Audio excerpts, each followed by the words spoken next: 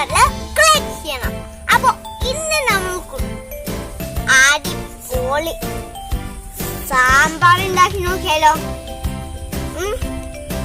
അപ്പൊ ഒരു 2 കാര്യങ്ങളുണ്ട്.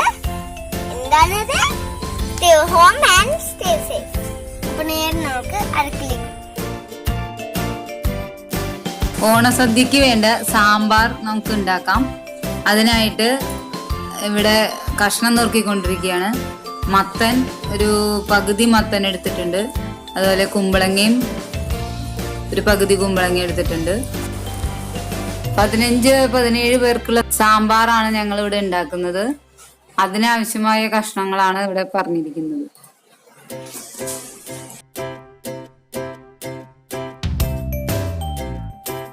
അരിഞ്ഞു വെച്ചിരിക്കുന്ന മത്തനും കുമ്പളങ്ങയും, മഞ്ഞപ്പൊടി ഒരു 1.5-2 സ്പൂൺ, മുളക് പൊടിയും 2 സ്പൂൺ, പരിപ്പ് ഒരു 3 പിടി പരിപ്പാണ് ഇടുന്നത്. 3 പിടി എന്ന് വെച്ചാൽ ഏകദേശം ഒരു 250 ഗ്രാം പരിപ്പും ഇട്ടിട്ട് നമുക്കിത് വേവിക്കാൻ വെക്കാം. ആവശ്യത്തിനുള്ള ഉപ്പ് ചേർക്കാം. ഇനി നമുക്കത് വേവിക്കാൻ വെക്കാം.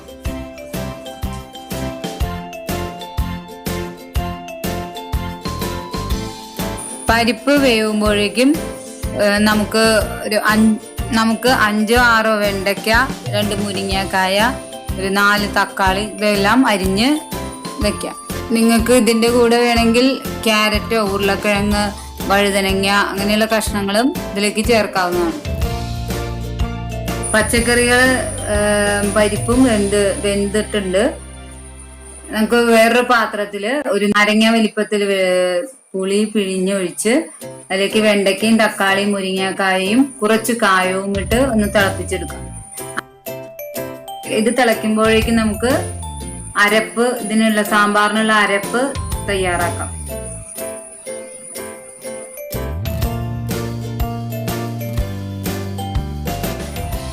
സാമ്പാറിന്റെ അരപ്പിന് ആവശ്യമായ മല്ലി മുളകും വറുക്കുകയാണ്. 2 പിടി മല്ലി, കുറച്ച് ഉലുവ, ഒരു 4-5 ചുമന്ന മുളക്, കുറച്ച് കറിവേപ്പില, ഒരു പച്ചമുളക്. അത് ഓപ്ഷണലാണ്, ആവശ്യമുണ്ടെങ്കിൽ ചേർത്താൽ മതി. ഇതെല്ലാം വറുത്തതിന് ശേഷം ഒരു തേങ്ങ ചിരകിയത് അതും കൂടി ചേർത്ത് നമുക്ക് അരച്ചെടുക്കാം.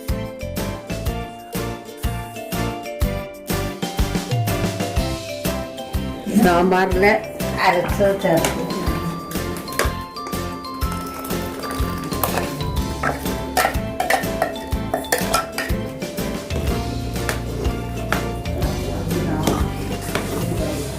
അരപ്പ് ചേർത്തിട്ടുണ്ട്. അതൊന്ന് നല്ലോണം തിളയ്ക്കണ വരെ വെയിറ്റ് ചെയ്യാം.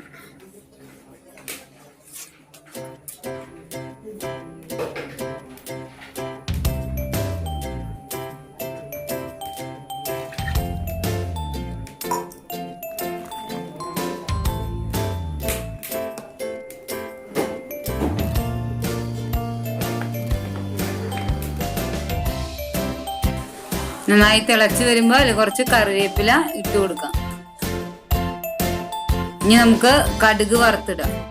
വാങ്ങി വെച്ചിട്ട് അതിൽ കടുക് വറുത്തിടാം.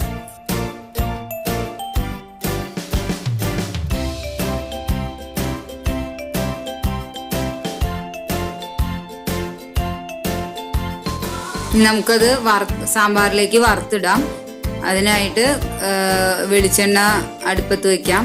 അതിലേക്ക് കുറച്ച് കടുകും 2-3 വറ്റൽമുളകും കൂടി വറുത്ത് ഇടാം. കറിവേപ്പിലയും കൂടി കൂട്ടിയിട്ട് വറുത്തിടാം.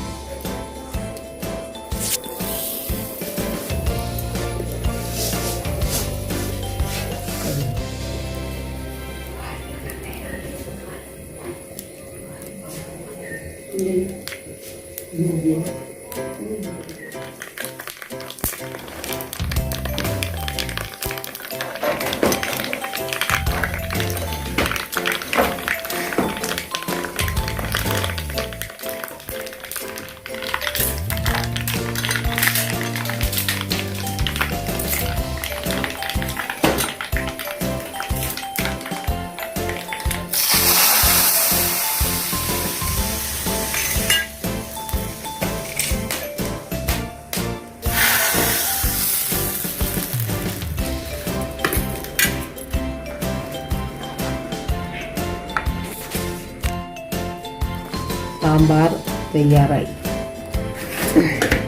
ഈ രീതിയിൽ എല്ലാവരും സാമ്പാർ ഉണ്ടാക്കി നോക്കൂ.